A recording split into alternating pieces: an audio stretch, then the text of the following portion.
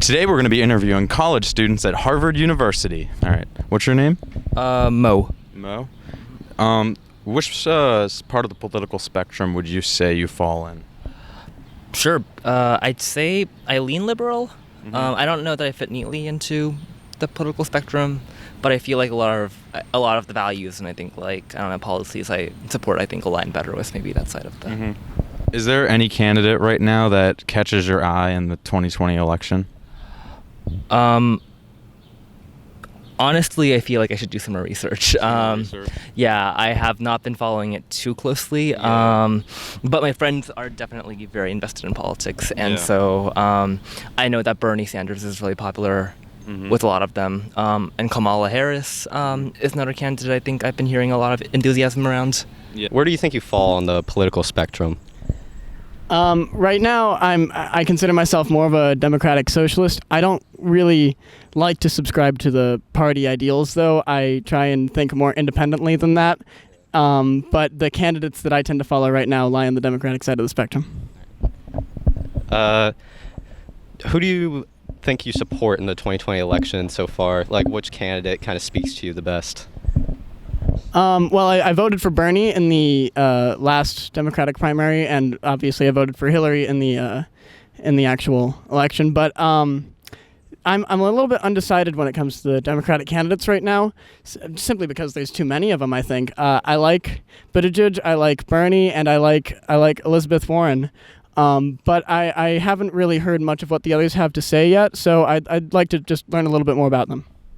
All right. Well, thanks for doing the interview. Of course. What is your name? Eleanor Powell. Eleanor Powell. Wow, okay. What side of the political aisle do you think you lean more towards? I would consider myself a strong Democrat. Okay. Who do you think you support in the 2020 election based on what you've seen so far?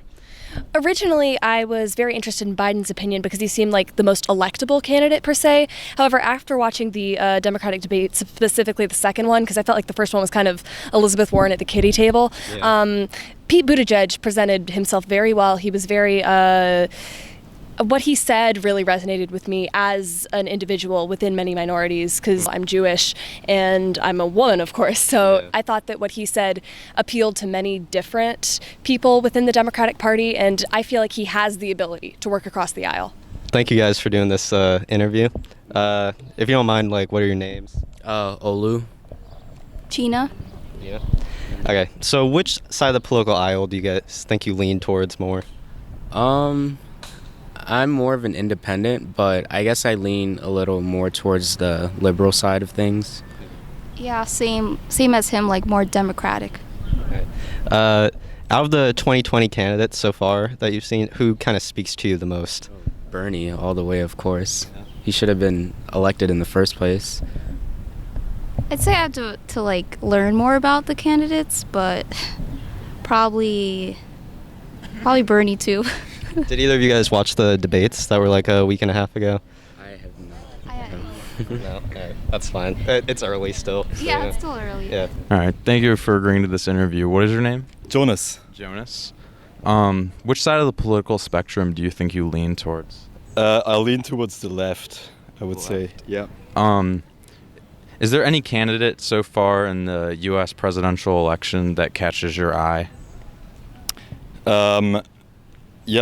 Certainly Elizabeth Warren, but that's me speaking as a European, and I would say that her policies just seem very European, in terms of a healthcare system that is national, that is public, and so on and so forth. Uh-huh. Yeah. Well, thank you for doing this interview. What is your name? Sasha. Sasha. All right. So, which side of the political aisle do you think you lean on? I'd say I'm slightly liberal. Slightly liberal. So, out of the 2020 election so far, all the candidates, which one speaks to you the most so far? As of right now, I like Pete Buttigieg. Mm-hmm. What about him do you like? He's very open and he has new ideas. Mm-hmm. What's your name? Anton. Anton. Is there a specific aisle or part of this political spectrum that you would say you fall in? I don't think so. You don't think so? Is there any candidate that you've heard of in the American 2020 election that has caught your attention at all? Elizabeth Warren, Joe Biden, the big names, Andrew Yang. Andrew Yang. Which candidates of those three do you think you would say you like the most, or what do you like about them? I'll probably say Biden, because I think he has. I think if he actually gets elected, he will have like the experience, and like he would know what he's doing. And I'll say Yang's plan of giving all Americans $1,000 is I don't know if he will actually do it once he gets elected, and it would be a hard thing to do. So I think he doesn't really have a chance. Yeah, the universal basic income, it's kind of like a newer thing. Like takes a while for a large group of people to accept a new idea like that. Thank you guys for doing the interview. Well, if you don't mind, what are your names? My name is Diego Casillas. My name's Ata. Right. So where would you say you lean politically, like left or right? Yeah. I go for left. I also go for left. Yeah. So out of the 2020 candidates that we told you about earlier, who do you think has the best chance of winning the nomination? Who do you like the most? Who do you like the most? I support Bernie Sanders. Yeah, we you support guys Bernie. seemed like you seemed like you didn't think he would win, though. Yeah, No, that's right. The reason why we didn't think he'll win is because he's old and maybe he passes away. That will be so bad for our country. Yeah. But you'd like to see him win, though. Yeah, I'd like to see him. He has more experience in life. Yeah, exactly. What do you like most about him? He's so nice. Yeah. The experience, especially because he's old. He's seen a lot. He has seen all that has happened around the 90s, 80s. Yeah. And he may know about So he's what's familiar- happening in the he's future. familiar with what like America needs. And crises, yeah. You guys seem to just have a lot of trust in Bernie Sanders. Like, how did that really come up? Like, what made you like him so much? I like old people. I like old people because they're more experienced. Yeah. Like they're more experienced than Trump because he's a CEO of a bunch of companies, but Bernie Sanders was in politics for a long time. So we're familiar with him and their action. Yeah, I think the same thing. Like, he's older than us. Like, from your grandparents. You like the advice from your grandparents. So, at that moment, Bernie will bring us a lot of new stuff that will help the United States as a better country. All right. Thank you guys for doing the interview. Yeah. Thank you for agreeing to this interview. What is your name? I'm Matt Faraki. Matt Faraki. Which side of the political spectrum would you say you lean towards? More of a Democrat.